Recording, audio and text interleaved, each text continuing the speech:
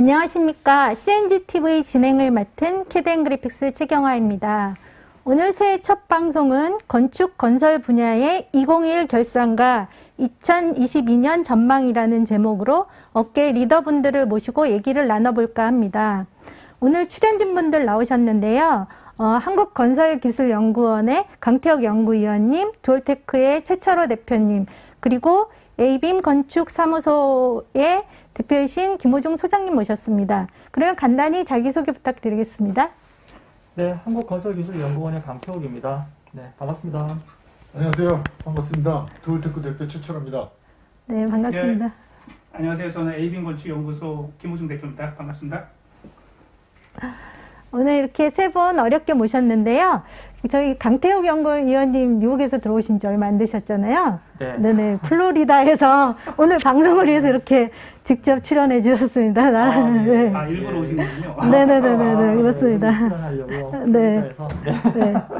그러면 강태욱 연구위원님이 지금 준비하신 자료가 있는데요.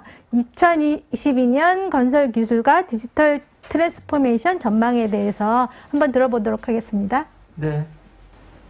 가능한 이제 핵심적인 것만 이제 요약해서 말씀드릴게요. 저는 하고 있는 일이 뭐 이런 일들인데요. 개인적으로는 이제 뭐 메이커 하는 거, 뭐 만드는 거 좋아해서 여러 가지 활동을 하고 있습니다.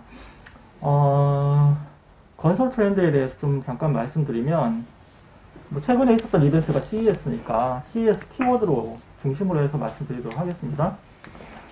아무래도 AI가 지금 보급화돼서 서비스가 이제 나오고 있는 단계잖아요.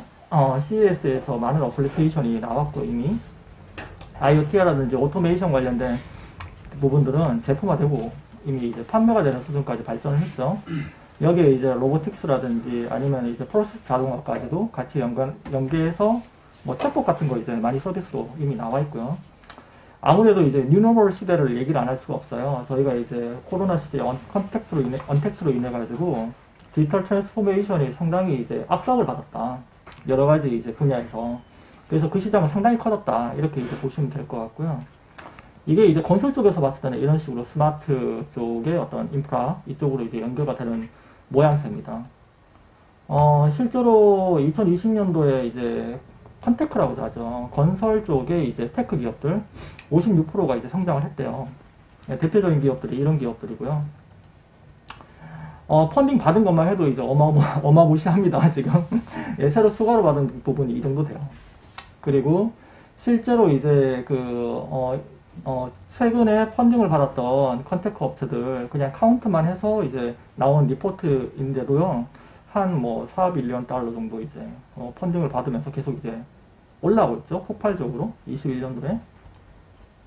이제 컨테크 업체들인데, 초기에는 이제 어떤, 저희 이제 엔지니어링 쪽하고 이제 가까운 쪽부터 시작을 했어요. 예를 들면 비하인 같은 거였죠. 근데 그게 각각 이제 전생해주기에 관련된 컨테크 기업들로 이렇게 나아가고 있는 면이 크고요.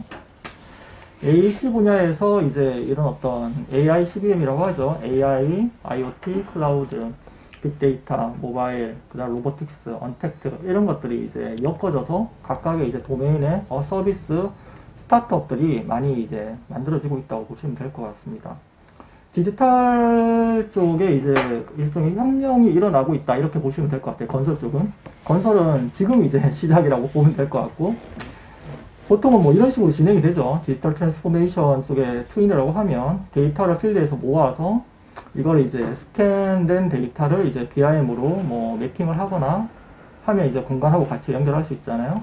그 데이터를 AI로 분석하고 이런 데이터는 이제 어떤 무결성 같은 경우를 이제 블록체인으로 보장을 하고 이걸 이제 역으로 필드에 이제 로보틱스 기술을 이용해서 커맨드를 날리고요. 그리고 이게 이제 관제가 가능하도록 디지털 트윈으로 표현한다. 이게 전반적인 이제 시나리오일 거예요. 이걸 이제 실제로 이제 R&D나 아니면 기업체나 이런 어떤 각각의 요소 기술들을 보유하고 있는 업체들이 스타트업으로 나온다든지 아니면 이제 이런 전체들을 통괄하는 어떤 플랫폼을 개발한다든지 이런 스타트업들이 점점 많아지고 있는 거죠. 이런 어떤 게 이제 실제로는 디지털 트랜스포메이션을 위해서 로보틱스, 스캔 투빙, AI 쪽을 이용해서 기술을 개발하고 펀딩을 받는 어떤 그런 식으로 발전을 하고 있는 거고요. 그리고 AI 쪽 같은 경우에도 오픈소스 같은 게 이제 워낙 이제는 산업계에서 사용할 만큼 성숙이 된 나머지 스타트업들이 이걸 이제 손쉽게 가져가서 자기네 서비스에 이제 구현하는 데 붙이고 있죠. 이런 식의 어떤 어플리케이션 같은 경우에는 실제로 이제 지금 만드는 게 기술에 대한 어떤 그 개발자나 그 관련된 전문가 입장에서 보면 그렇게 어려운 게 아니게 돼버렸어요. 이런 상황이. 디지털 트윈도 마찬가지예요. 디지털 트윈, 제가 이제 플로리다에서 했던 것 중 하나가 이런 거였는데, 여기서 이제 공간을 매핑해서 GIS하고 연결하고, IoT 정보를 가지고 딥러닝으로 해석하고, 애노멀 디텍션하고, 이런 부분들이, 옛날보다 상당히 이제 쉬워졌어요. 이런 모든 것들이. 그리고 나서 이제 그 다음에 이제 전쟁을 사람들이 대비를 하고 있죠. 이게 스탠다드 전쟁인데, 인더스트리 테크 전쟁, 이미 이제 많이 언론을 통해서 봤다시피 미국하고 중국하고 싸우고 있잖아요. 그리고 이 밑에서 IOSO 같은 국제 표준을 또 정의하기 위해서 또 싸우고 있어요. 얘 같은 경우에는 제가 이제 실제로 경험했던 내용인데 빈자에서 표준하기 위해서 중국 사람들 엄청나게 많이 왔었고, 그 다음에 이제 주요 국가들이 거기서 이제 피 터지게 싸우는 걸 옆에서 봤어요, 저는. 특히 이제 중국 같은 경우는 옛날에 비해서 상당히 많은 사람들이 이제 파견을 와서 여기서 이제 그 이런 어떤 기술적인 표준을 그 가져가기 위해서 국가에서 엄청난 투자를 하고 있어요. 챌린지를 한번 잠깐 살펴보면, 그러면 이제 컨테크라는 어떤 깃발을 꽂으면 다 그러면 펀딩을 이따만큼 많이 받냐, 그리고 이제 성공할 수 있냐, 뭐 이거는 이제 좀 다른 문제죠. 카테라 같은 경우가 이제 이 케이스인데, 카테라 상당히 이제 아주 팬시하고 좋은 비즈니스 모델로 펀딩을 엄청나게 많이 받았어요. 이렇게. 근데 사실 셧다운 했단 말이에요. 그게 이제 작년에 이제 컨테크 쪽에 쇼크로 기억이 남아있는데, 왜 이렇게 그 문제가 잘 나가는 것 같다가 문제가 있어가지고 셧다운 했는지, 이거는 기존에 이제 컨테크 업체들도 상당히 이제 곰곰이 되씹어서 생각해볼 어떤 이벤트라고 생각을 해요. 그냥 무조건 뭐 핫 키워드를 어떤 이제 업체가 점유했다고 해서 무조건적으로 투자를 하고, 그게 이제 과연 이제 어떤 뭐 문제가 없이 돌아갈 수 있을까? 그거는 이제 다른 문제라고 생각하고요. 건설 쪽의 어떤 이슈는 항상 지금 남아 있어요. 이런 어떤 생산성에 대한 어떤 위기, 이게 항상 이유가 있잖아요. 재산은 안 되고 사일로적이고 서로 이제 한마디로 이제 밥그릇이 다르죠. 예, 통합하기가 되게 어려워요. 그 다음에 이제 현장 컨트롤이 어렵죠. 환경에 따라서 이제 상당히 이제 영향을 많이 받고, 밸류체인 자체가 상당히 복잡해요. 건설 자체가. 이게 제조에 비해서 그렇게 이제 말씀을 드릴 수가 있죠. 그 다음에 상당히 언클리어하죠, 계약 체계가. 그 다음에 데이터에 대한 무결성이 아주 확보가 안 된 경우가 되게 많아요. 그래서 이거를 가지고 이런 기술을 이용해서 하겠다고 지금 얘기를 하고 있는 거고, 그런 스타트업들한테 돈이 많이 투자가 되고 있는 건 사실인데, 그게 과연 효과가 있는지는 나중에 이제 시간이 좀 지나봐야 알 수 있는 거고, 이 사이에서 누가 승자일지 누가 패배자일지는 일단은 아직은 모른다는 거죠. 예. 저는 이제 여기까지 좀 전반적으로 이제 동향적인 부분을 말씀을 드리고요. 그 다음에 마치도록 하겠습니다. 다음은. 네. 지금 강태혁 박사님 얘기 잘 들었고요. 다음은 저희 듀얼테크 최철호 대표님이 BIM 기술의 대중화 및 전문화에 대해서 얘기를 발표를 해주시기로 하겠습니다.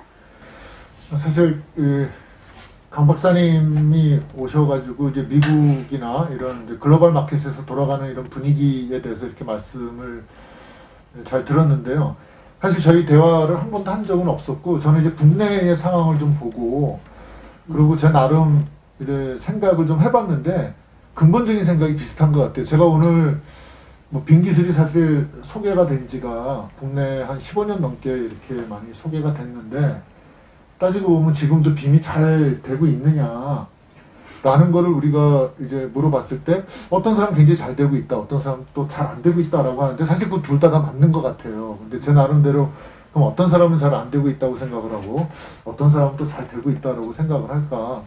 그리고 이제 빔 기술이나 이런 것들이 결국은 건설의 생산성이나 또는 그런 품질을 굉장히 높이고, 사실 비용도 우리가 줄이고자 하는 노력 중에 이제 하나라고 보는데, 제가 키워드를 이런 대중화와 전문화라는 거를 좀 이렇게 생각을 해봤어요. 근데 아까 미국에 있는 그런 컨테크 기업들도 이제 나름의 그 전문 분야를 막 찾아가지고 이제 좀 더 집중하는 그런 분위기를 간다라고 하고 있는데, 저도 좀 비슷한 생각을 좀 하면서 이런 걸 해봤는데, 어떤 특정한 프로젝트가 우리가 있다라고 봤을 때 이거에 대한 뭐 우리가 뭐 설계비임을 한다라든가 자료가 안 넘어가네요.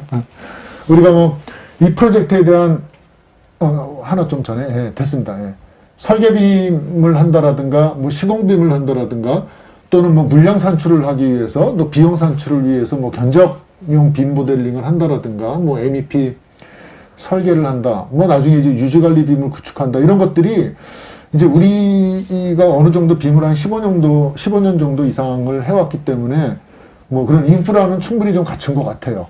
그 비용과 돈을 들이면은 이제 어떤 프로젝트라도 우리가 이런 빔 모델, 그러니까 그 공사의 품질 향상을 위해서 또는 뭐 이런 생산성 향상을 위해서 이런 빔 모델링 구축이 가능하냐라는 거는 이제 충분히 가능한 것 같아요. 이제 그런 인프라를 많이 갖춘 것 같은데, 그런데 여전히 좀 어렵다라고 하는 거는 이런 돈과 이제 비용을 이제 투입을 하기 때문에 사실 굉장히 부담을 갖고 있고, 그러다 보면은 단순 전환 설계, 비용을 줄이기 위해서 전환 설계를 하는 형태로 가고 이제 그렇게 되는데, 저는 이제는 어느 한 특정 기업에서 뭐 건설회사라든가 설계회사라든가 또는 이제 견적을 하는 회사라든가 뭐 유지관리를 하는 회사라든가 이런 회사들이 그 회사에서 수행하는 모든 프로젝트들을, 그러니까 품질을 높이기 위해서 또는 뭐 생산성을 높이기 위해서 비용을 줄이기 위해서 뭐 빔을 적용을 할 수가 있겠느냐라는 걸 한번 생각해 보는 거죠.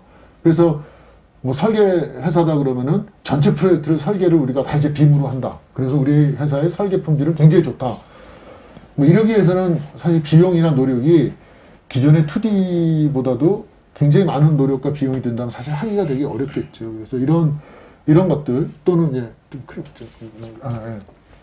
또는 이제 시공빔을 한다라든가 뭐 건설회사에서 시공 관리를 위해서 전부 모든 프로젝트를 이제 우리 회사에서 시공하는 프로젝트를 빔으로 시공 관리를 하겠다. 다음 또는 견적도 계속 넘겨주셔도 될 것 같아요. 이제 빔이나 견적이나 이런 MEP, 뭐 유지관리 회사가 우리 회사의 모든 프로젝트를 하겠다. 뭐 이런 경우는 아직은 좀 되게 보기 드문 것 같은데, 그래서 제가 이제 앞으로는 이런 기업에서 생산성 또는 이런 품질을 높이기 위해서 진행하는 모든 프로젝트에 이제 빔 기술을 적용을 하는 그런 빔 기술의 대중화가 저희가 이제 앞으로 가야 될 그런 풀어야 될 숙제 또는 가야 될 방향이 되지 않을까. 뭐 이러기 위해서는 사실은 극복해야 될 일이 굉장히 많습니다. 뭐 비용적인 문제라든가 기술적인 문제 또는 전반적인 회사의 인프라라든가 이런 것들이 이제 따라줘야 되는데, 뭐 이러기 위해서는 또 사실은 목적이 굉장히 분명해야 되겠죠. 이걸로 인해서 얻는 효과가 굉장히 커야 되겠죠. 당연히. 그래서 저는 이런 대중화라는 키워드를 하나를 좀 뽑아냈고요. 다음 또 넘어가면은 이제 저희도 물론 이제 빔으로 서비스를 많이 하다 보니까 이런 작업 의뢰를 굉장히 많이 받습니다. 뭐 설계회사로부터 뭐 설계빔에 대한 뭐 작업 의뢰를 받는다라든가, 뭐 시공관리용 빔 모델을 구축한다라든가 또는 견적용 모델을 구축한다라든가 뭐 이런 의뢰를 사실 많이 받는데, 이런 이제 용역회사들도 굉장히 많이 생겼고 인프라도 굉장히 많아졌습니다. 그런데 한편으로 이제 저희가 보면은 이런 회사들이 뭐 설계 전문가라든가 뭐 설계 전문가라든가 또는 시공관리 전문가라든가 이런 사람들이 회사 내에 있느냐라고 하면은 사실 그런 인력들을 다 사실 용역회사는 그냥 모델링을 하는 회사인 거지 이런 전문가들을 이렇게 다 갖고 있지는 않다라는 얘기죠. 그렇다면은 과연 그렇게 의뢰된 모델들이 정말 전문화된 그런 모델로서의 가치가 있느냐. 물론 이제 지금 하시는 회사들 중에서 굉장히 전문화된 회사들이 또 있긴 합니다. 그래서 그런 회사들은 굉장히 저는 좋은 방향으로 잘 가고 있다는 거죠. 그래서 제가 빔 기술에 대한 전문화라는 이제 키워드를 또 두 번째로 뽑아냈는데, 그게 설계회사에서 설계빔을 자체적으로 제작하는 건 가장 좋은 거고요. 그게 안 되더라도 어떤 설계빔을 전문적으로, 그러니까 설계 도면을 잘 추출해내거나 또는 그런 디자인 단계에서의 빔을 잘 활용을 해서 빔 모델을 구축해서 이제 설계 모델을 뽑아내는 거를 전문적으로 하는 이제 회사들이 생겨야 된다는 거죠. 그리고 당연히 뭐 여기 계시는 분들도 잘 아시겠지만 하나 좀 페이지요. 견적용 이런 빔 모델과 도면을 뽑아내기 위한 설계용 빔 모델과 또 시공 관리를 위한 빔 모델은 모델마다의 레벨이나 그런 디테일 또는 이런 것들이 사실 굉장히 다르거든요. 근데 그거를 작업하는 사람들이나 회사가 어떤 한 특정한 한 회사가 다 이런 일들을 한다라는 건 사실 굉장히 어려운 얘기거든요. 이거는 한 회사에서 설계, 시공, 견적 뭐 이런 거 다 한다는 거랑 사실 똑같은 건데 굉장히 비효율적이겠죠. 그래서 저희가 한 예로 시공 관리, 시공 계획을 하기 위한 그런 빔 모델링을 구축하는 거는 아무리 큰 프로젝트라도 사실 1, 2주 이러면 되거든요. 그런 걸 굉장히 디테일하게는 할 필요가 없는데 우리는 어떻게 보면 뭐 최근에 이런 일들을 보면은 목적이 불분명한 그런 모델링을 하는 경우들이 또 사실 보면 굉장히 많은데 그런 거는 굉장히 낭비라고 볼 수도 있고요. 저는 어쨌든 이런 것들을 이제는 이제 빔을 하는 회사들이나 또는 하고자 하는 회사들이 자체적으로 구축을 하거나 또는 이런 전문 회사로 이렇게 가는 게 그게 이제 맞는 방향이 아닌가라는 이제 그런 생각을 좀 한번 해봤습니다. 예.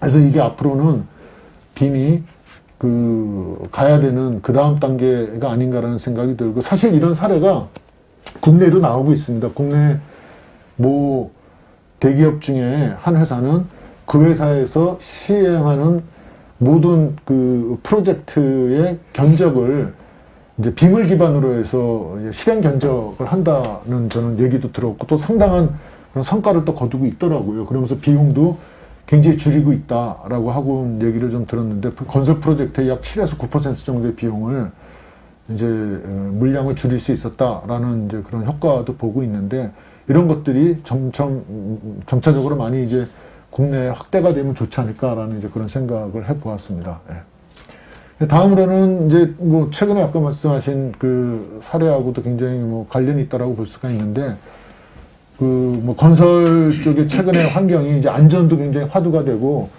이제 안전사고가 나는 그런 것들이 여러 가지 이유들도 많이 있겠지만 근본적으로 이제 현장 시공을 많이 하다 보니까 이제 그런 일들이 많이 벌어지는데 앞으로 이런 안전 관리나 또는 품질 관리 또 공기 이 관리를 위해서 더욱더 이제 옵사이트 컨스트럭션이라든가 뭐 이런 것들이 점점 더 많이 건설 쪽에서 이제 활용이 될 수 있을 거라는 생각이 드는데 그런 차원에서 저희도 어떤 기회가 돼가지고 일본의 한 건설사하고 건설 그런 생애주기에 소요되는 건설 프로젝트를 이제 수행하면서 발생하는 모든 자재들의 그런 물류관리서부터 또는 이제 공장 제작을 해서 현장에 설치될 때까지 그 다음에 협력사들과의 그런 기성들을 이제 진도를 관리하고 기성을 관리하기 위한 그런 시스템으로 그런 플랫폼으로 이제 빔을 기반으로 구축을 해서 이제 운영을 하고 있는 이제 그런 저희도 경험을 좀 했었는데 이런 것들이 점점 계속 또 고도화하고 이제 점점 더 이런 건설 현장에서 또 요구하는 그런 시스템들이 되지 않을까라는 그런 생각을 한번 해보았습니다. 네. 네, 최철호 대표님 얘기를 많이 잘 들었는데요. 지금 뭐 BIM이 나온 지 한 15년 정도, 많은 시간이 흘렀지만 지금 이제 또 다른 과제를 안고 있고 어떤 대중화, 전문화, 그리고 고도화라는 측면에서 어떤 방향으로 나가면 좋을지 의견을 주셔서 잘 들었습니다. 그러면 저희가 이제 주제 토론으로 넘어가서요. 지금 뭐 다들 건축 건설 업계에 계신 분들은 느끼시는 거겠지만 지난해 어떤 변화가 있었는지 또 뭐 올해는 또 어떻게 전망하는지 이런 얘기들 좀 나눠보면 좋을 것 같습니다. 네, 일단 제가 이제 트렌드 쪽 좀 정리를 했으니까 제가 먼저 뭐 그러면 말씀을 좀 띄울게요. 일단 이게 이제 저는 이제 건축 건설 시장 변화 이전에 큰 변화가 있었잖아요. 사실 이게 뉴노멀 언택트 시대의 변화가 상당히 더 컸던 것 같아요. 제 느낌에는 이게 이제 스타트업을 컨테크 업체를 특히나 이제 살펴보면 여기에 영향을 받아서 상당히 이제 긍정적인 어떤 펀딩을 많이 받았어요. 물론 저런 어떤 아파트라든지 이런 어떤 신규 수요가 증가했던 것도 처음에 이제 코로나가 발생될 때는 예상을 못했던 일일 수도 있어요. 근데 제가 이제 미국에 있었을 때 사실 저런 현상이 있었거든요. 그리고 국가적으로 투자를 많이 해줬어요. 그때는 지금도 이제 미국 같은 나라는 상당히 많은 투자를 하고 있고 인프라에 그다음에 경기 부양을 위해서 사실 손해본 비용을 거의 100% 이제 개런티를 해주고 하는 그런 모습이 경기에는 과연 이게 코로나로 경기가 나빠졌나라는 생각이 들 만큼 일자리도 상당히 많아졌고 일단 고용하기도 어려울 만큼 이제 붐업이 됐단 말이에요. 네, 이런 부분에 대해서 건설 쪽에서 이제 아무래도 이제 깊게 계셨으니까 관련된 어떤 좀 변화의 방향이라든지 이런 것들이 좀 생각이 있으시거나 하시면 좀 각자 말씀 좀 부탁드리도록 하겠습니다. 네, 어떻게? 네, 저는 뭐 전반적인 네. 뭐 산업 전반에 대해서 제가 코멘트할 계제는 아닌 것 같고 그냥 아까 말씀하셨던 컨택 얘기와 그리고 미국의 상황이나 글로벌리 이번에 언택 상황에서 벌어진 뭐 현상들 그런 걸 봤을 때 뭐 이렇게 뭐 지원금이라든지 이런 것들이 사실 SOC 쪽으로 다시 들어가고 그것들이 뭐 재고용이나 여러 가지 산업의 창출로 이어지는 선순환을 좀 보고 오신 것 같은데 여기선 저는 그런 뭐 이렇게 직접적인 느낌을 뭐 현장에서 체험을 한다고 볼 수는 없을 것 같고 그거보다는 아까 말씀하셨던 컨택 기업이 이렇게 투자를 많이 받는 부분에 대한 관심이 좀 생겼는데 아까 설명 들어보니까 저 공부하는 시간이 좀 되고 있는데 그게 BIM으로 끌고 들어오자면 BIM이나 이런 우리가 갖고 있는 한국에서의 컨택이라고 할까요? 이런 분야에 대해서 그동안 겪었던 한국의 사정하고 좀 닮아 있다라고 아까 최철호 대표님이 말씀하신 것 같은데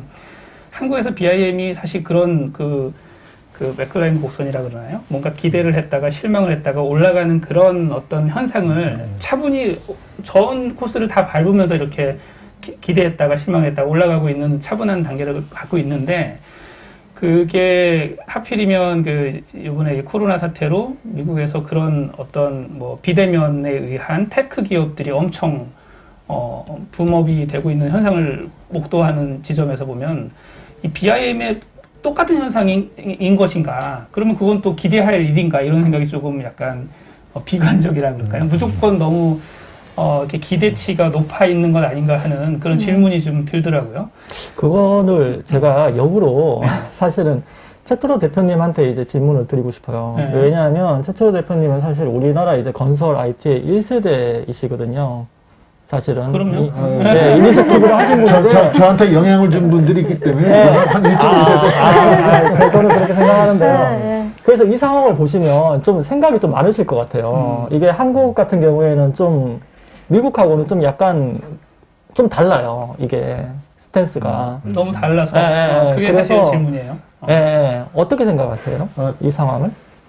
그 얘기하고 좀 맞는지 모르겠는데 어쨌든 제가 최근에 건설 산업 시장 환경에 대한 얘기니까 제가 느끼는 게 올해 들어서 건설 회사들이 사실 작년보다도 올해가 프로젝트 수들이 수주한 프로젝트들이 건설 회사마다 더 많은 경우는 대기업인데도 불구하고 대기업인데도 1.5배까지 늘었다. 그래서 일량도 굉장히 풍부하고 많다라고 해서 사실은 건설 산업에 대한 올해의 경기는 저는 건설 산업을 보면 저는 그쪽 분야 전문가는 아니지만 되게 좋을 거라고 예상을 합니다. 물론 그러다 보면 낙수 효과가 있어서 그 관련돼서 일하는 회사들도 많은 그런 효과들을 보겠죠. 근데 한편으로는 이 저는 이제 건설 IT나 이런 빈과 관련된 쪽을 일을 많이 하다 보니까 건설 경기가 아주 좋을 때는 오히려 가만히 놔둬도 굉장히 잘 건설 경기가 잘 굴러가고 하기 때문에 이런 이런 IT 기술이나 이런 것들을 이용을 해서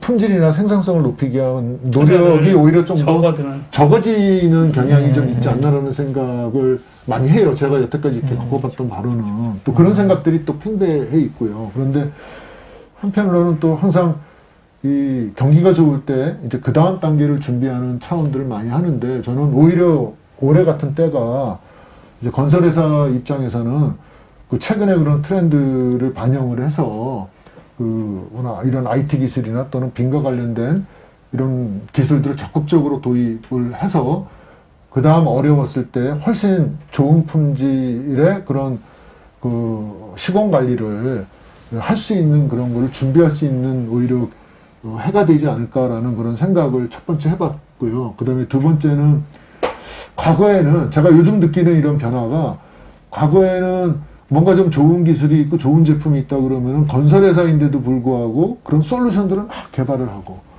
건설회사인데도 불구하고 그런 뭔가 이제 서버를 다 스스로 구축하고 가져가고 뭐 이러는 그런 경향들이 되게 많았는데 최근 들어서는 아무래도 그 일단 소프트웨어 회사들이나 이런 회사들이 옛날에 이제 구매를 했던 방식에서 이제 구독형으로 많이 바뀌다 보니까 이런 건설 산업에서도 회사들의 그런 생각들이 많이 좀 바뀌는 것 같아요. 이제는 그런 IT 기술을 직접 다 개발을 한다거나 뭐 전문 인력을 직접 다 그 보유하고 가는 것보다는 전문화된 회사로부터 이렇게 빌려서 쓰는 게 또는 전문 회사한테 그런 일들을 주는 게 오히려 더 낫다라는 생각들이 최근 들어서는 저희가 그런 걸 많이 좀 느끼는 것 같아요. 그래서 오히려 이런 일들을 하시려고 하시는 분들한테는 올해가 창업을 한다거나 어떤 보다 더 전문화된 회사로 이렇게 발전하는데 좋은 기회가 되는 그런 해가 되지 않을까라는 생각을 한번 해봤습니다.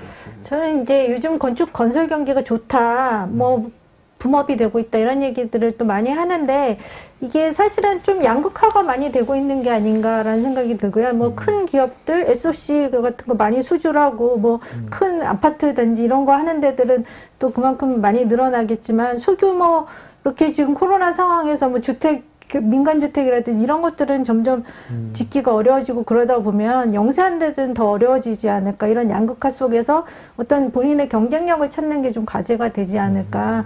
올해 좀 그런 생각을 좀 해봤습니다. 그러면 지금 건축 건설 분야에서는 또 새로운 기술들이 물론 예전부터도 나왔던 얘기이긴 한데 그럼에도 불구하고 새롭게 대두되는 기술들도 있고 또 여기 나오신 분들이 IT 기술을 다 선도하시는 분들이잖아요. 좀 재밌는 얘기들 있으면 좀 해주시면 좋을 것 같아요. 그 사실 메타버스가 이슈가 된 시대를 살고 있는데 그게 저가 이야기로는 그냥 늘 써오던 가상화의 다른 이름이지 않을까 싶고 디지털 전환, 옴니버스, IoT, 전부 다 가상화 혹은 그 가상과 현실을 당연히 가상은 현실로부터 연결되어 있는 거니까 그 연결을 어떻게 할 것이냐, 트랜스포메이션 이런 얘기들을 하는 것 같습니다. 거기서 이제 얼마큼 더 효과적으로 쓸 거냐, 스마트하게 쓸 거냐가 이제 AI가 붙어가지고 둘을 어떻게 연결시킬 것이냐, 활용할 것이냐인데 지금 같은 경우는 메타버스가 이제 페이스북 메타로 바뀌면서 벌써 이슈가 너무 이렇게 브로드하게 되어 있는 상태인데, 그걸 보면서 저가 이게 약간 한 독자로서 본 입장에서 봤을 땐 그 옴니버스라는 단어를 쓴 그 엔비디아의 그 정책이 조금 눈에 들어오더라고요. 저희는 아무래도 산업군 안에 들어와 있고, 그 대중 전반은 메타버스라고 하는 완전히 그 가상 안에 들어가 있는 세계의 창출, 거기서부터 나오는 비즈니스의 어떤 활용, 이런 것들이 대세였다, 이렇게 생각하면 한켠에서는 갑자기 완전한 가상이 아니라, 그 현실과 어떻게 연결돼 있고, 그거와 센싱하면서, 관계돼서 그 데이터들을 주고받으면서 쓸 수 있을 것이냐, 의학이나 PLM이나 그리고 또 건축에서 이제 BIM이 되겠죠.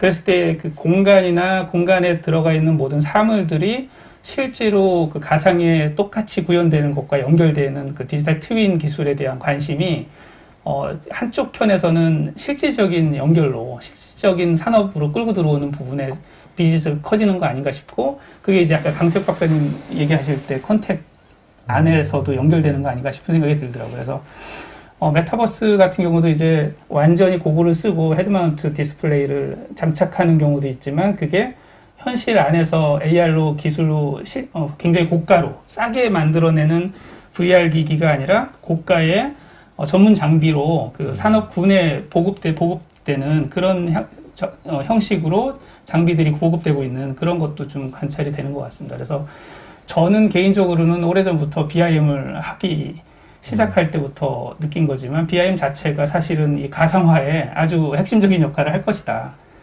우리 건축이라는 게 사실은 다 우리가 살고 있는 공간, 누구나 다 영향이 있는 이 공간이고, 이 건축 안에는 모든 부재가 다 들어가 있잖아요, 이미.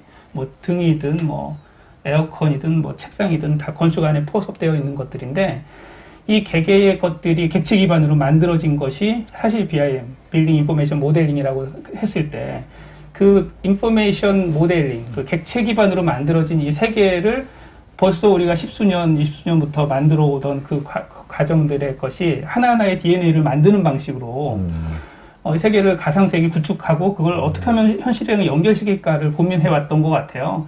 근데 그게 얼마큼 현실화됐느냐 하면 거기서 그 앞단에서 다들 이제 애쓰고 있는 게 현재 상황이다. 근데 그게 요번에 그 코로나 시대를, 비대면 시대를 맞이해서 그 컨택의 붐이라든지 그 기술의 붐이라든지 전 세계 그 테크 기업들의 역할에 의해서 좋은 디바이스들과 기술들이 나오고 있는 것 같아서 저는 건축 너머의 세계에서 저렇게 얘기되고 있는 저 키워드 전체가 사실은 이 물리적 세계를 차지하고 있는 이 건물들, 그 건축 전체, 그 SOC의 교량이라든지 토목 시설물 전체에 대해서 관계될 것이다. 그래서 모든 산업과 사실은 연결되는 것은 이 건축에서 만들어내고 있는 저 BIM이지 않을까 하고 약간 이쪽 영역을 크게 관찰하고 있습니다. 그래서 모든 거와 연결될 수 있다. AI나 NFT까지 라고 하는 생각이 좀 들고 있습니다.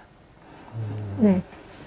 뭐 다른 얘기는 아까 이미 말씀을 많이 하셔가지고 뭐 관계사 하나 사실은 강택 박사님한테 사실 아까 질문 드리고 싶은 게 PPT 중에서 디지털 트윈 얘기 한번 하셨거든요. 네. 디지털 트윈 포 컨스트럭션 해서 여러 가지 네. 그 도표들을 보여주셨는데 우리가 이제 스캔이라고 하는 물리적 기반이 그 BIM이라고 하는 가상세계의 모델링하고 역설계 혹은 순설계에 대해서 오가는 그 트랜스포메이션까지 얘기하고 디지털 트윈 얘기를 하실 때 그 블록체인 얘기를 하셨단 말이에요. 네. 그 블록체인이 사실상 이 만들어진 데이터에 대한 신뢰도를 높여서 거래할 수 있게끔 하는 어떤 체계일 거라고 생각이 드는데, 요 설명이 조금 더 궁금한데, 왜냐하면 제가 관찰하고 관심 있는 부분이 건축물이 특히 그렇지만 모든 만들어진 이 객체 기반의 모델링들은 사실 누군가의 공이 들어서 만들어지는 건데, 얘가 이제 무단으로 복제되는 것들이 좀 사실이잖아요. 그래서 사실 시공사든 설계사든 이렇게 애써 만든 이 디지털 에셋 자산들이 자기네 것으로 디지털 인증이 되거나 혹은 그게 거래가 될 수 있다면 그게 훨씬 더 시너지의 역할로 만들어질 텐데, 최근 그 트렌드에서 아주 대두되고 있는 NFT 시장이랑 연결될 여지가 굉장히 많다고 보거든요. 그거에 대해서 혹시 뭐 인사이트가 있으시면 좀 나눠주시죠. 저는 이제 그냥 메타버스 얘기 나왔을 때 처음에 저는 이제 성격상 저런 새로운 키워드가 나오면 저게 원료가 어딘지를 좀 찾아보는 그런 좀 습관이 있어요. 저게 어쨌든 그 메타버스라는 거는 예전에 이제 뭐 소설이 있었어요. 그 소설에서 나온 얘기예요. 근데 그 메타버스에 대한 그런 어떤 묘사는 게임에 가까웠어요. 게임. 저희가 이제 게임의 아바타를 대신에 아바타가 저희를 대신해서 게임 속 월드에서 아이템을 거래하고 그 다음에 뭐 아이템으로 이제 뭐 몬스터를 이제 뭐 처리하고 뭐 이런 어떤 거를 상당히 익숙해화했잖아요. 그 이제 소설은 그런 내용이 나오는데 그 내용을 비즈니스 쪽으로 확장을 한 거예요. 제가 봤을 때는 메타버스라는 게. 그리고 아이템에 대한 어떤 거래를 할 때 이미 예를 들면은 유명한 게임 있잖아요. 예를 들면은 L로 시작하는 유명한 게임 같은 거 많이 했었잖아요. 그런 게임 같은 경우에는 아이템 거래가 있었어요, 이미. 현금으로 이제 현물 거래하는 것처럼 있었다고요. 근데 그걸 디지털한 거라고 저는 생각을 해요. 그 아이템에 대해서 고유의 어떤 아이디를 붙이고 디지털화 하는데, 마침 그 블록체인이 분산 원장 개념으로, 예를 들면 분산 원장이 사실 그런 거잖아요. 여러 가지 이제 원본에 대한 위조 변경 가능성이 있으니까 여러 개의 서버에다가 그걸 분산해 놓고 계속 이제 싱크를 맞추는 거란 말이에요. 어디에 이제 오류가 있는지 무결성 체크를 계속 메커니즘적으로 해주는 거란 말이죠. 옛날에 어떤 부분을 보완해서 이미 했던 내용이에요. 이 내용이. 근데 이제 새삼스럽게 이게 확 떠올라가서 이런 어떤 뭐 메타버스하고 연결돼서 이런 어떤 트렌드를 쭉 끌고 가는 이유는, 제가 봤을 때는 옛날에는 기술 자체를 활용하기가 되게 어려웠어요. 그 기술 자체가 스탠다드화 되어 있지 않고 플랫폼화 되어 있지 않아가지고 거기에다가 오픈소스도 사실 별로 없었어요. 접근하기가 되게 어려웠는데 블록체인만 해도 오픈소스로 다 풀어가지고 구현을 해보니까 지금 비트코인 가격이 이렇게 올라갔단 말이에요. 이것도. 이런 것처럼 메타버스에 관련된 기술도 점점 이제 보급형으로 이제 진입장벽이 점점 낮아지고 있는 상황인 거죠. 그리고 이름은 사실은 계속 이제 투자를 얻기 위해서 바뀌는 부분도 있다고 저는 생각해요. 맞아요. 옛날하고 똑같은 맞아요. 내용이에요. 사실은 제가 봤을 때는. 이름만 바꿔가면서 근데 여기에서 이제 그런 어떤 편하게 다룰 수 있는 툴들, 도구들이 생각이 나니까 이제 그게 이제 탄력을 받고 특히 언택트의 어떤 트렌드가 상당히 이제 이런 어떤 키워드를 떠올렸다고 저는 생각을 해요. 이게 메타버스가. 근데 솔직히 지금 상황에서 제가 이제 투자자라고 생각을 하면 그걸 생각을 할 거예요. 메타버스에 대한 어떤 기술적인 특성은 이미 다 알려져 있어요. 이게 뭐 헤드셋 마운트, 그 다음에 페이스북에서 개발하고 있는 것들 핵심 기술은 사실은 어떻게 보면은 그쪽 이제 실리콘밸리 기업들이 다 가지고 있어요. 제가 봤을 때는 서비스에 있는 기술들만 그걸 가지고 이제 비즈니스화해서 이제 그 스타트업으로 하는 업체들이 꽤 지금 나오고 있는 거죠. 이게 이제 어떤 기업들은 당연히 그 실제로 고객들한테 가치를 못 줘서 거품으로 사라질 거라고요. 그렇죠. 예. 그리고 어떤 소수의 기업들은 남아서 그 플랫폼을 장악할 거예요. 그 서비스 플랫폼이든. 핵심 기업들은 이미 가지고 있고 그 기업들은 망하지 않을 거예요. 엔비디아라든지 이런 데는.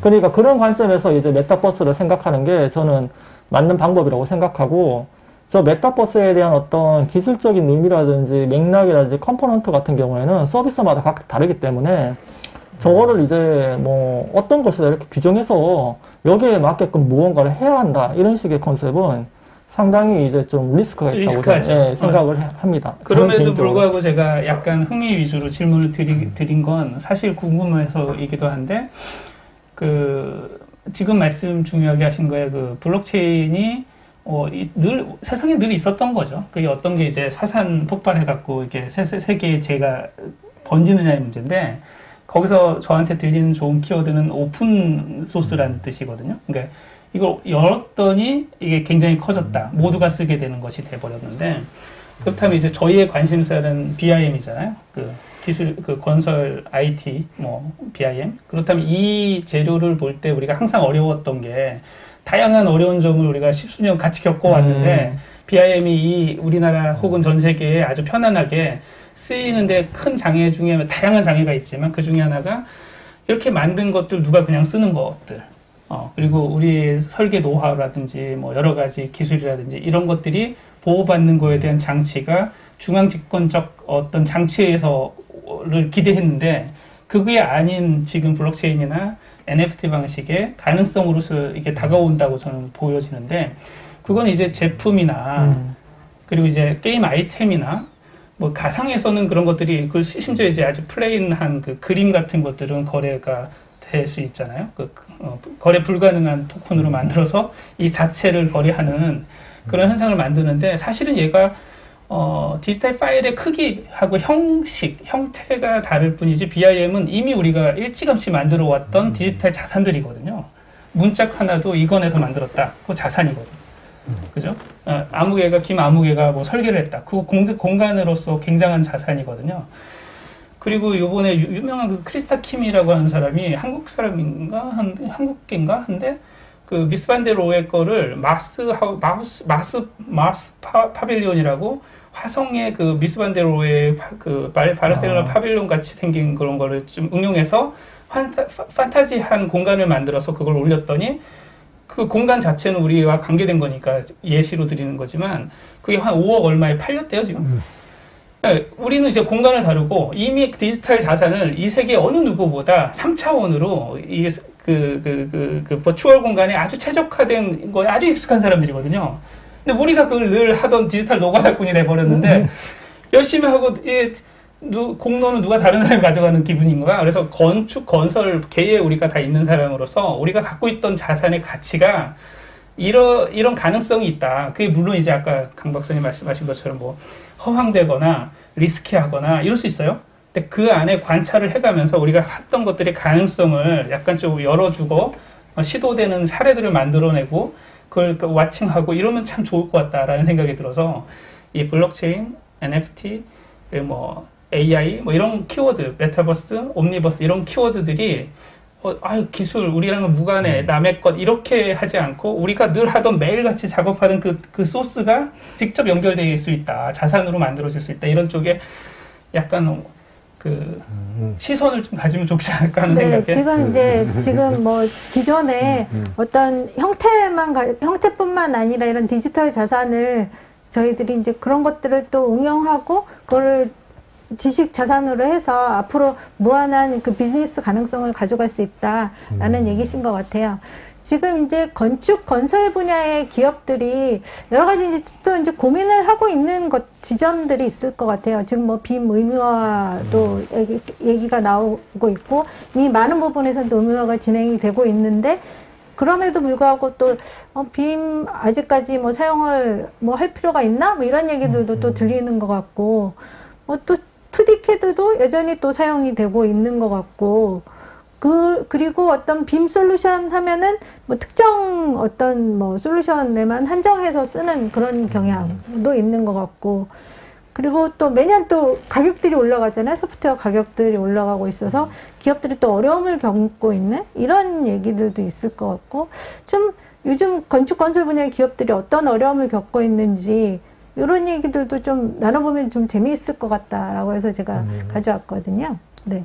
요 내용은 일단 BIM 쪽으로 솔루션을 하고 계시던 대표님이 좀 한번 던져줘 보시죠. 아젠다 같은 빔과 관련된 이슈라든지 이런 걸. 의무화에 대해서 저기 벌써 한 10몇 년 전부터 이제 조달청 프로젝트들이 처음 벌써 4, 5년 전이죠.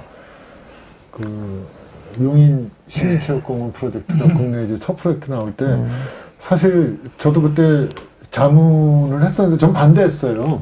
굉장히 반대를 했는데 그 어떤 기술을 그 준비가 돼 있지 않은 상태에서 자꾸 의무화를 하는 거는 거기에 대한 반감을 오히려 굉장히 많이 사게 되는데 사실 그런 분위기가 저는 지금까지 계속 유지되고 있다라는 생각이 듭니다. 한 예로 그 싱가포르의 경우는 오히려 빔을 저희보다도 상당히 늦게 시작을 해서 그 싱가포르 공무원들이 우리나라에 와가지고 오히려 한국은 이렇게 빔을 굉장히 잘하는데 하고 단체로 연수를 받고 갔는데 지금의 단계에서 이렇게 보면은 뭐 우리가 어느 나라가 더 잘하냐 이렇게 보면 사실은 싱가포르이 엄청 좀 굉장히 잘하고 있고 언제 우리나라에 와서 이렇게 빔에 대해서 배운 적이 있는 나라였느냐라는 생각이 들 정도로 굉장히 잘 하고 있는데 이제 그 이유를 이렇게 제가 한번 보면 굉장히 간단한 것 같아요. 그 빔을 도입을 했을 때 가장 효과를 많이 본다라고 생각하는 조직에서 발주자죠. 그 발주자들이 공부를 많이 했더라고요. 빔에 대해서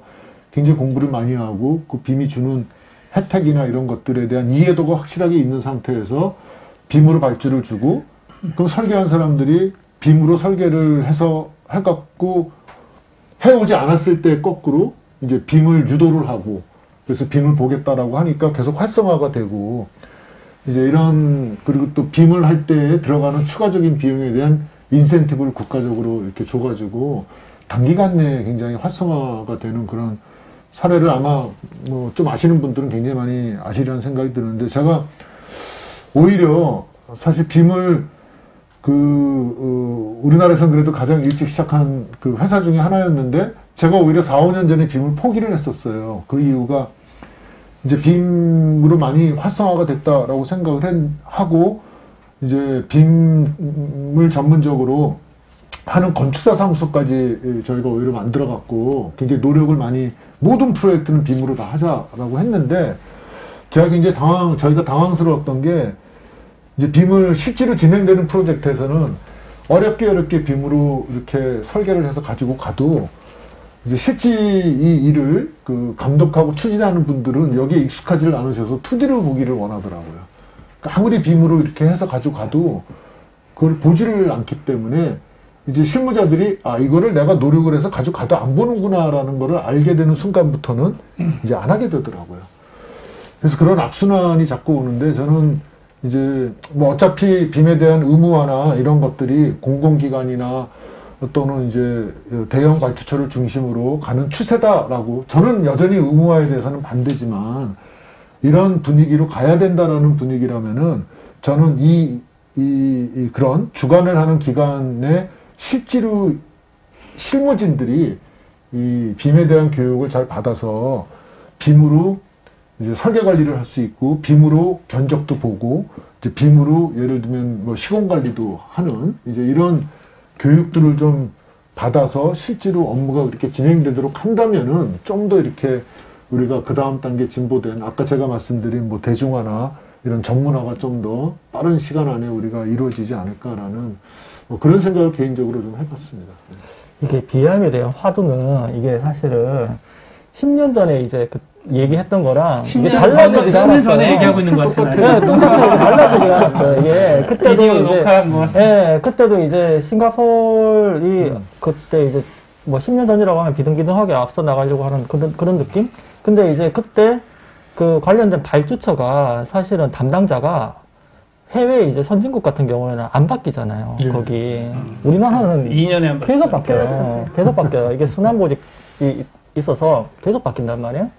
그러면 이제 그 이해가 이제 사실은 이제 쉽지 않은 상황에서 그분들이 이제 프로젝트를 맡아가지고 진행을 하는데 그 상황에서 발주 제도도 분리가 돼 있으니까 공공부문 발주는 특히나 이제 디자인하고 이제 빌드하고 분리가 돼 있단 말이에요. 이게.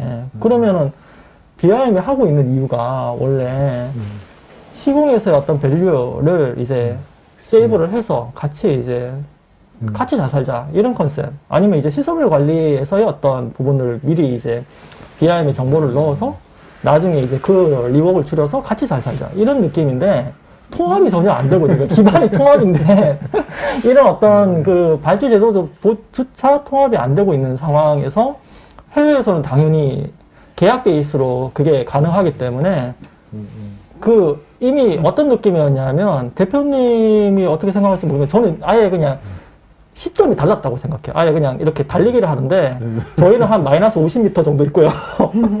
선진국은 이제 계약에 관련된 발주에 대한 부분은 문제가 없어요. BIM을 적용할 때. 그러니까 앞서 달리고 있었던 거예요. 그냥 기술적인 부분만 저희가 이제 아무래도 이제 민족성이 빠르잖아요. 기술이 되게 빠르단 말이에요. 그러니까 이제 착시 효과가 있었던 것 같아요. 느낌이. 거긴 문제를 잘 만들고 있는데 우리 문제 주어지면은 열심히 잘 풀죠. 그런 느낌이 있었어요. 그게 이제 최근에 BIM뿐만 아니라 이제 그 디지털라이제이션을 할 때 많이 들어가는 기술들이 이제 뭐가 있을까요? 예를 들면 스캐닝도 있고 뭐 IoT도 이렇잖아요. 그리고 지금은 이제 디지털 트윈 얘기를 한단 말이죠. 상황이 비슷해요. 그것도 느낌에. 계속 그 말 앞에 당근 매달아 놓고 뛰게 하는 거거든요. 저런 게. 계속 앞에 있고 우리는 똑같은 상황이 반복되고 절대 당근은 먹지 못하는. 그러니까 근데 이제 우리가 그런 상황을 저희들만의 힘으로는 해결하기가 어려우니까 사실은 되는 거, 안 되는 거 구분해서 사실은 나가야 되는 게 맞죠. 근데 지금 저희 그 입장에서 말씀도 보면. 뭘 해야 된다, 이렇게 해야 된다라고 하는 게 사실은 제도거든요. 저런 거가 의무화라고 하는 건 말 그대로 이제 의무야, 의무. 거기에 대해서 뭐 잘 좋은 의무를 만들 것이냐 이런 질문일 수도 있는데 사실은 의무화 자체에 반대하신다고 그랬는데 거기에 약간 더하자면 저도 초기에 그 10주년 전에 그 어디 그 해외 좋은 건설사에서 왔을 때 회장들이 하는 얘기가 있었어요. 아, 우리는 너 BIM 안 쓰면 우리 직원 자른다. 그리고 그럼 설계비 다시 받냐라고 저 객석에서 한국 사람이 이렇게 질문을 했는데 무슨 질문인지 이해를 못 하는 거예요. 돈을 우리 기술을 저기 해갖고 우리가 기술력을 생산성 높여갖고 우리가 그 금액을 코스트를 낮췄지 왜 이걸 하는데 클라이언트한테 그 코스트를 더 받아? 이해가 안 된다는 거예요. 그러니까 자체적으로 써서 생산성을 높인 걸 그 실제 사용자들이 보여주면 되는 일인데 그걸 기다려주지 못하고 문화가 만들어지기 전에 제도가 그 앞에서 당근을 자꾸 주니까 그거에 포커싱하니까 거기에 대한 충분한 성과가 그러니까 그러니까 나중에 결과로 나타나지 않는 게 뻔하잖아요. 그러니까 이게 실망이 반복된 것 같다. 그래도 긍정적인 거는 아까 제가 시작할 때도 말씀드렸다시피 국내 이제 그 1년에 뭐 수십 개를 프로젝트를 수행하는 회사 중에 하나가 국내에서 처음으로 제가 알기로는 세계에서 처음일 수도 있는데 그 모든 프로젝트의 견적을 비물 기반으로 해서 정확하게 물량을 산출을 해낸다. 모든 프로젝트를. 그거 의무화를 안 한 거거든요. 근데 그 회사에서 스스로 그렇게 하는 거거든요. 왜 스스로 사느냐?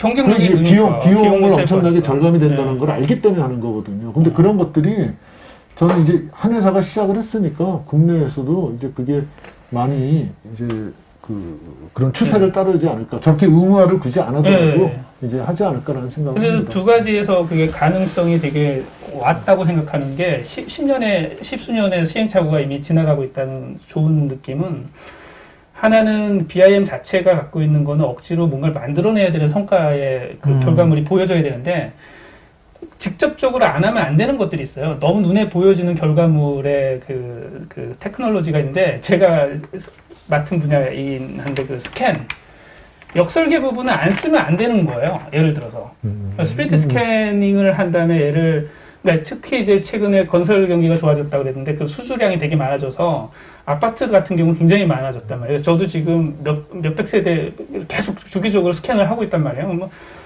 아파트를 리모델링을 해요. 리모델링을 하는데 스캔을 안 하고도 해왔어요, 그동안에. 근데 그로서 나오는 로스나 공간의 로스나 자재의 로스나 이런 것들이 너무 커지니까 그 견적 전체에 지대한 영향을 미친단 말이에요. 뭐 한 300세대 걸 하나 하는데 그걸 시공하는 3년 걸린단 말이에요. 3년 동안에 모든 그거가 그 치수의 디멘저닝 오류부터 생긴단 말이에요. 그러니까 안 하면 안 되는 것들에서부터 그걸 발주를 해야 된다는 강박을 건설사에서 갖기 시작한 것 같아요. 그럼 무조건 다 하는 거예요, 이제. 그러니까 그런 식으로 그 테크놀로지라고 하는 것들은 실제로 필요에 의해서 하게끔 하는 것, 거기에 돈이 먼저 사용자가 쓰게끔 하는 것이 사실은 그 의무화보다 훨씬 더 효과적이고 그게 이제 드디어 나타나고 있는 거 아닌가 하는 생각이 듭니다. 지금 이제 그 건설사들이 가지고 있는 느낌이 있어요. 이게 특히 이제 저는 이제 코로나 이펙트가 컸다고 생각해요. 그게. 그러니까 예를 들면 이제 어떤 디지털라이제이션에 관련된 것들, 뭐 스캐닝 기술이든 리버스 엔지니어든 그다음에 BIM 이게 이제 뭐 운영 관리 쪽으로 넘어가면 디지털 트윈으로 이제 표현이 되든 이걸 안 하면은 이거 정말 이제 산업계에서 이제 서바이벌 못 하겠다라는 지금 그렇게 와 있어요. 트랜스포메이션에 대한 어떤 압박 같은 게 느껴져요. 이게 그러면 이제 결국에는 여기서 이익을 보실 분들 같은 경우에는 그 도구를 가지고 핸들링을 잘 하시는 분들이에요.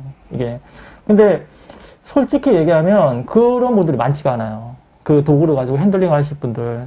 지금 옆에 대표님은 그걸 만드시는 분이겠지만 그거를 핸들링을 하시는 분들조차 많지가 않아요. 그리고 지금 그 기술을 핸들링을 하시더라도 그 분들의 어떤 인건비가 아시죠? 직접 해보셨으니까 인건비 자체가 너무 높아 있단 말이에요.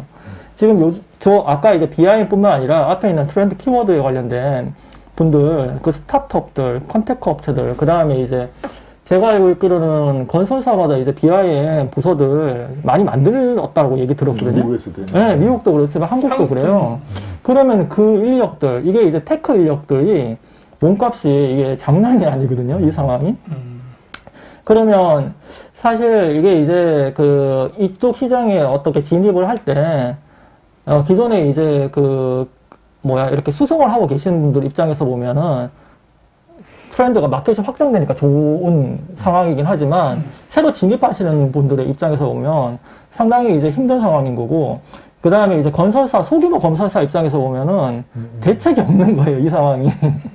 너무 아까 이제 약간 말씀하셨던 그 양극화 상황이 너무 이제 극단적으로 벌어지게 된 계기가 지금 이 상황이거든요. 그래서 이게 뭐 저희가 이제 어쨌든 간에 좀 뭔가 좀 인사이트를 주고 싶은 상황이긴 한데 그거를 저희가 이제 정답은 얘기를 할 수는 없어요. 저희도 정답은 잘 모르니까. 근데 이런 어떤 여러 가지 카드를 가지고 취사 선택을 할 수 있게끔만 해줘도 저는 좀 의미가 있다고 저는 생각을 좀 길어졌지만 해요. 이 얘기만 딱 하면은 그 강 박사님이 얘기한 건 전반적인 이해에서 동의가 되고 조금 전에 아까 얘기했던 건 약간 좀 부정적으로 해서 약간 긍정적인 아이디어 드리고 싶었던 거는 이게 실효적인 거라고 하는 거는 가격 대비 실효적인 거예요. 그래서 예를 들어서 이게 여러 가지의 아주 그 구체적으로 사례를 들려 그러면 여기저기 조금씩 있겠지만 그 다 들 시간 없을 테니까 스캔은 너무 명확하게 하니까 제가 굳이 스캔 얘기를 하는 건데 3스캔을 했을 때 우리나라가 정말 유럽처럼 앞으로는 새로 신규로 짓는 건물의 수보다는 아파트가 지금 대대적으로 나오고 있지만 그 오래된 다가구나 이런 것들도 그리고 오래된 주택이나 그리고 상가들도 리모델링 프로젝트의 수가 많아지고 앞으로 그렇게 될 추세일 수밖에 없거든요. 그런 것들은 이 방법을 썼을 때 돈이 더 들어가고 더 써야 되는 아이디어가 더 많이 필요하고 이런 게 아니에요.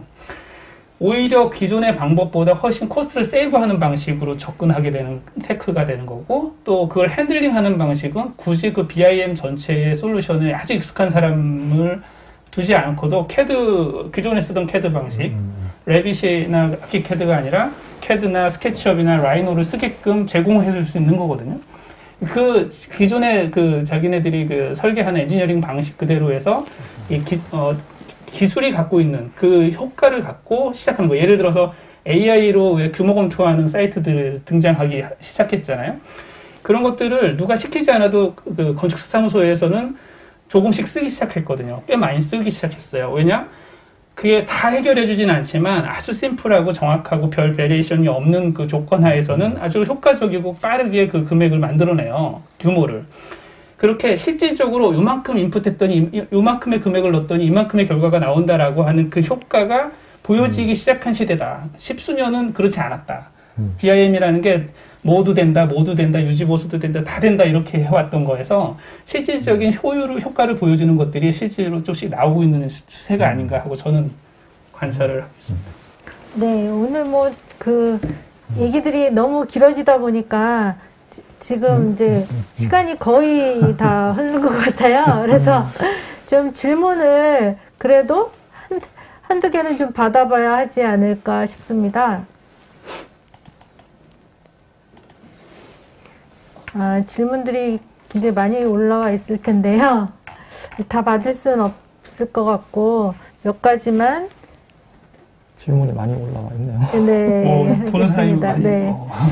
일단 이미 여기에서 네. 일단 제일 먼저 질문해 주신 이민수님 질문인데요.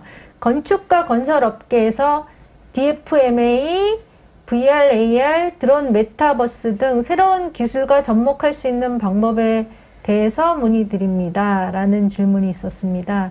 네, 혹시 이거에 대해서 답변이 가능할까요?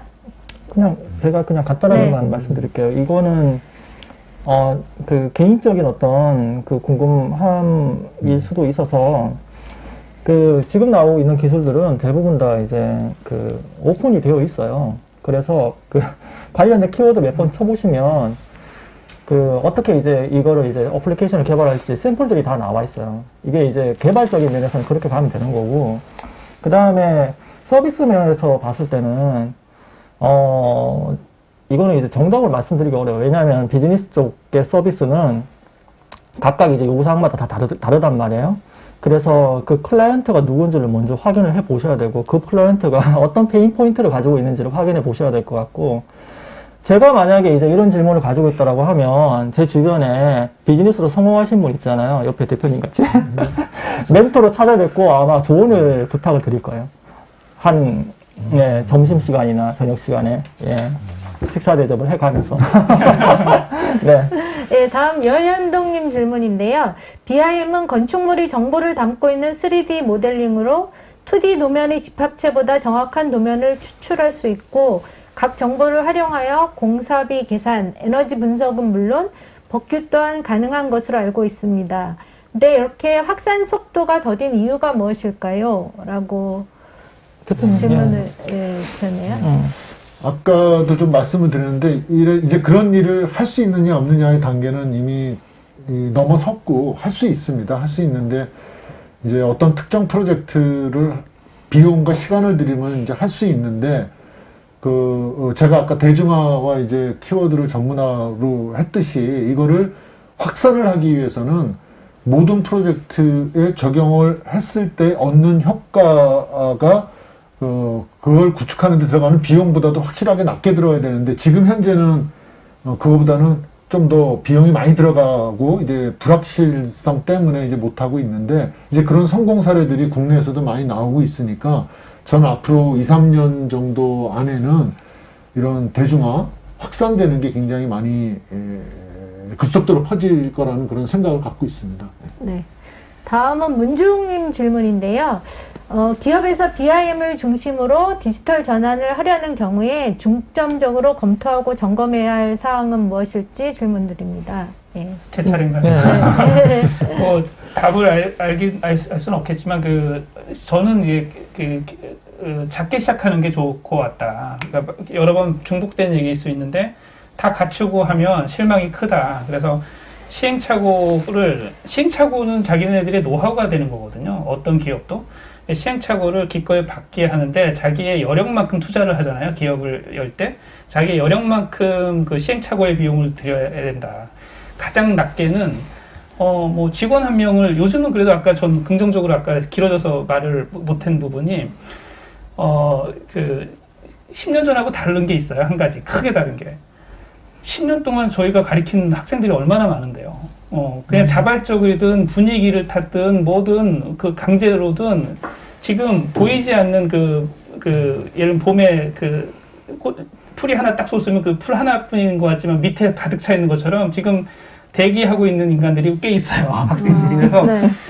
사회적으로 끌어줄 수 있고 피기할 수 있게끔 약간 물만 주면 될 수 있게끔 물론 다 고사 될 수도 있겠죠. 산업이 안 좋아지면. 네, 그런 좋은 분위기 안에 있기 때문에 그런 직원들, 쓸 수 있는 직원들, 학생들 잘 못해도 돼요. 왜냐하면 잘해도 말씀대로 그걸 다 받아줄 수 있는 연결되어 있는 스테이크홀더들이 없어요. 그렇기 때문에 자기 안에서 할 수 있는 것을 할 수 있게끔 한 번씩 자기 프로젝트 전체를 조금씩 할 수 있게끔 학생 한 명을 두든 조금 여력이 있으면 전문 직원을 한 명 두든지 조금 더 여력이 있으면 외주 업체를 한번 써서 컨설팅을 받든지 자기 여력만큼 진행해보는 건 좋은 방법이지 않을까 싶습니다. 네, 지금 질문들이 너무 많이 올라와 있어가지고요. 이거를 다 하기는 좀 힘들 것 같습니다. 네. 일단은 저희가 이제 어렵게 모신 분들이라 최근에 좀 근황이 좀 궁금하거든요. 그래서 뭐 대표님도 그렇고 저희 김호정 소장님도 그렇고 어떤 일을 하고 계시고 지금 어떤 계획도 하는지 이런 얘기 잠깐 들어봤으면 이번에 좋겠습니다. 역순으로 제가 네. 빨리 하겠습니다. 저는 실질적으로 프로페셔널은 3D 스캔 투 빔이라고 스캐닝해서 BIM화하는 거 혹은 BIM 자체를 하는 거고요. 그거 쪽에 있고 또 저는 원래 이제 베이스가 건축 설계를 하는 사람이다 보니까 건축 설계를 사실은 BIM으로 하는데 설계 프로젝트는 많지 않아서 그렇게 정말 멋있게 잘 하고 싶은데 그렇게는 못 하고 있고 프로페셔널하게는 이 스캔 투 빔을 주로 하고 있다. 근데 그걸 건축적 관심사에서 보다 보니까 그쪽에 관련된 인사이트를 갖고 있는 사람들은 또 이게 두 개가 같이 하는 경우는 많지 않더라고요. 그래서 그쪽의 시선으로 건축적인 기술 혹은 약간 미적인 이야기 뭐 이런 쪽으로 기술을 끌고 오는 쪽에 관심을 갖고 있어서 개인적인 놀이도 하고 있다. 그래서 기술처럼만 보이는 차갑고 뭐 냉정하고 생산성만 보이는 것 같지만 BIM이나 스캔이라고 하는 이런 것들이 미적으로 혹은 우리의 삶의 놀이로서 쓸 수 있다. 그렇다면 아까 첫 번째 질문해 주셨던 분의 도움이 될 수 있는 말이라면 자기가 이 BIM이라고 하는 것을 여러 가지 새로운 기술을 어떻게 할 거냐라고 했을 때 그 오픈 소스들을 기반으로 열려 있기 때문에 자기의 놀이로 생활 속으로 끌고 들어오면 거기서 이제 아이디어들이 많이 나올 수 있지 않을까 하는 생각이 듭니다. 그래서 저는 그렇게 삶을 쓰고 있습니다, 요즘. 최근 몇 년 사이에 아마 가장 많은 저희 회사가 굉장히 큰 변화를 겪은 것 같은데 아까 말씀드린 것처럼 그냥 일반화된 그런 이제 빔을 하는 것에서 벗어나가지고 저희가 한 4, 5년 전부터 전문화된 영역으로 가려는 노력을 많이 했고 그래서 이제 빔을 기반 설계를 하는 팀들은 이제 빔으로 설계를 하는 전문적으로 하는 이제 회사가 이제 조직이 따로 만들어졌고 또 MEP를 전문적으로 하는 조직이 또 따로 만들어서 회사를 만들고 그리고 이제 견적을 하는 그런 조직도 따로 이렇게 만들어져 가지고 하고 있고 그 빔의 좀 전문화를 이제 추구하기 위해서 그런 노력을 요즘 최근 많이 하고 있고 또 이제 그런 비용들도 기존에 했던 그런 프로세스와 유사한 비용으로 이제 빔으로 할 수 있는 그런 또 단계로 아직은 그 단계까지는 못 갔지만 이제 그런 단계로 가기 위한 노력을 지금 계속 하고 있습니다. 네. 저는 1년 정도 이제 미국에 연구 교수로 갔다 왔고요. 최근에.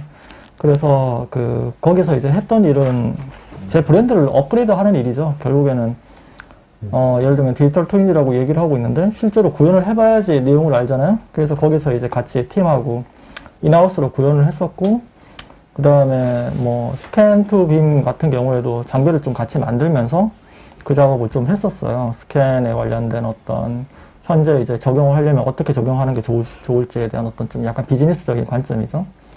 그 외에는 저도 이제 좀 약간 아트를 좋아해서 미디어 아트 전시 같은 거 가끔 했고요. 그리고 글 쓰는 거 좋아해서 제가 이제 블로그에 이제 관련된 뭐 BIM 프린시플 사이트나 뭐 아니면 이제 팟캐스트나 이런 거 글 쓰면서 이제 영상 같은 거 올리고 이런 작업들을 하고 있습니다. 최근에는 제가 이제 아이들의 성화에 못 이겨서 고양이를 입양을 했는데 고양이 키우는 재미에 빠져서 지금 살고 있어요. 예. 여기까지. 네. 예. 지금 얘기 많이 해주셨는데 질문 딱 2가지만 더 받아보겠습니다. 이제 클라우드 솔루션을 지금 고민하고 계신 분들이 있나 봐요. 그래서 클라우드 솔루션을 이쪽 BIM에서 도입을 하는 게 좋은지, 하려면 어떻게 이제 하는 게 좋은지, 이런 거에 대한 질문이 올라와 있습니다. 혹시 클라우드 관련해서 좀 뭐 답변을 주실 수 있는 분 계실까요? 그 질문의 의도가 네. 데이터적인 관점인지 아니면 뭐 비즈니스적인 관점인지 뭔지 모르겠지만, 사실은 제가 회사 20년 전에 22년 전이죠. 이렇게 창업을 하면서 했던 게, 왜 회사가 솔루션을 구입을 하느냐. 그 건설 현장에서 사용하는 프로젝트 매니지먼트 인포메이션 시스템, 뭐 이런 PMIS 솔루션들을 그냥 월 단위로 빌려서 쓰십시오. 라고, 그 당시에는 용어가 ASP였습니다. 어플리케이션 네, 맞아요. 어플리케이션 서비스 프로바이더라고 했었었는데, 그게 또 용어가 이제 사스 서비스, 솔루션 애저 서비스로 이렇게 좀 바뀌다가 요즘 그걸 또 멀티 클라우드 이렇게 서비스라고 하는데, 뭐 그런 관점에서는 뭐 당연히 이제 건설 쪽도 이제 솔루션을 아까 얘기했듯이 사서 쓰는 개념보다는 이제 빌려서 쓰는 구독형이 많기 때문에 이제 하고자 하시는 그런 솔루션이 있다면 이제 클라우드 서비스로 하면 게 당연히 그거는 비즈니스가 통한다라고 볼 수가 있고요. 또 다른 관점, 아까 데이터를 기업에서 이제 모으고 뭐 이런 거, 요즘 저희가 가즈마 건설에 서비스해주는 그 솔루션도 다 아마존 서버를 이용을 해서 저희가 서비스를 다 하고 있고, 데이터도 모으고 이제 분석하고 있는데, 그런 것들은 굉장히 자연스러운 트렌드이기 때문에 뭐 당연한 거라고 근데 봅니다. 자연스러울 뿐만이 아니고, 그걸 넘어서 BIM의 특정에서 얘기를 하더라도 쓸 수밖에 없는 게, 특히 이제 데이터가 굉장히 커져요. 저 지금 하나의 프로젝트가 있거든요. 뭐 여러 가지 프로젝트 중에 좀 큰 프로젝트를 얘기 들으면 지금 반이 아직 안 지났는데 지금 690기가 정도 되거든요. 한 프로젝트에. 그 작업이 계속 더 하면 테라가 넘어가요. 그렇게 되면 자기네들이 하드 드라이브를 넣은 거를 외부에 소통하거나 이런 방법이 없어요. 이게 대용량 파일을 주고받는 거나, 그리고 영원히 그걸 내가 들고 다닐 수도 없기 때문에 구독을 하는 방법 추천드립니다. 네, 오늘 좀 좋은 말씀 많이 들었고요. 지금까지 여러분들 오랜 시간 경청해 주셔서 감사합니다. 오늘은 많은 분들이 관심을 가지고 있는 건축 건설 시장의 현황과 전망에 대해서 전문가들을 모시고 얘기를 나눠봤습니다. 새해는 호랑이 해라고 하는데요. 여러분들 새해, 오늘 제가 주관하는 방송은 첫 방송이니까 올해 하고자 하는 일들 모두 다 이루시고 항상 즐겁고 행복하시기 바라겠습니다. 지금까지 캐드앤그래픽스의 최경화였습니다. 감사합니다. 네, 감사합니다.